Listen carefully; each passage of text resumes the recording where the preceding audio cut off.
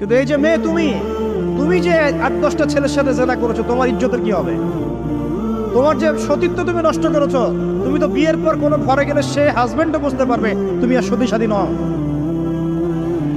তখন তোমার কি হবে? তখন তোমার কি হবে? আর এটা যে এত ভয়াবহ মহামারী আকার ধারণ করেছে না, অনেক ক্ষেত্রে দেখা যায় স্বামী অফিসে যাওয়ার সাথে সাথেই বয়ফ্রেন্ড বাসায় হাজির।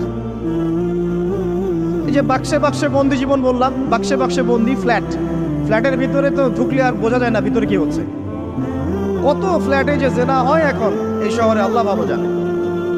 এই ফ্ল্যাটের প্রত্যেকটা ইঞ্চি ইঞ্চি মাটি আল্লাহর কাছে সাক্ষী দিবে।